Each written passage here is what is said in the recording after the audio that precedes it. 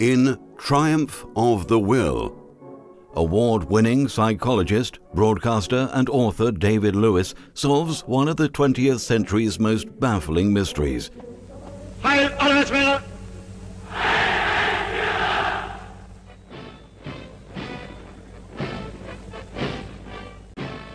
As a young man, Adolf Hitler had lived rough on the streets of Vienna. As a soldier, he had never risen above the rank of lance-corporal. According to his officers, he lacked the personality to lead. What happened to transform a purposeless drifter into a ruthless leader? On June 28, 1914, Austria-Hungarian Emperor Archduke Franz Ferdinand and his wife Sophie were shot dead by Serbian nationalist Gavrilo Princip as they toured Sarajevo in an open car. Within weeks, war had broken out. In Germany, Kaiser Wilhelm and his Prussian militarists had built up a massive army as an instrument of conquest to expand the German Empire. In 1914, Europe, and more specifically the Balkans, were a powder keg with a short fuse, awaiting the spark. German doctors were convinced that what they termed the steel bath of war would enhance young men's mental and physical well-being. They would return home after a few weeks' exhilarating action at the front, refreshed and reinvigorated in mind and body. The doctors could not have been more wrong. In late August 1914, Adolf Hitler joined the List Regiment in Munich. For the next 4 years, he served as a message carrier on the front line. In October 1918, he went blind during a British gas attack.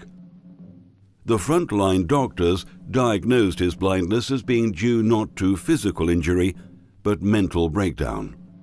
Hitler was suffering from what today we would call post-traumatic stress disorder.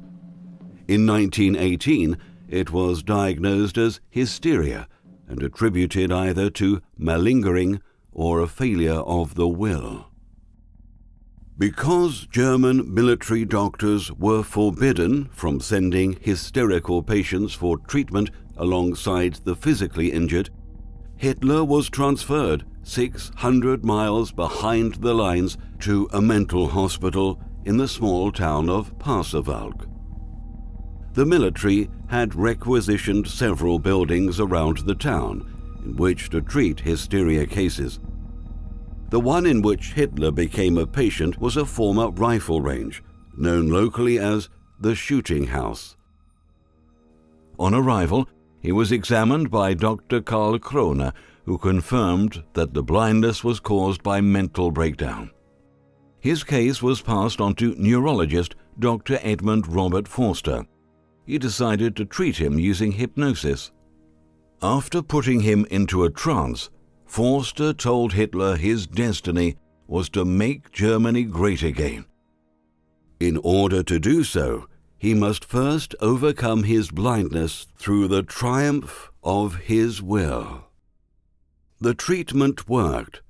Hypnosis restored Hitler's sight, but left him convinced that every action he took and decision he made from then on would be under the direction of a divine power.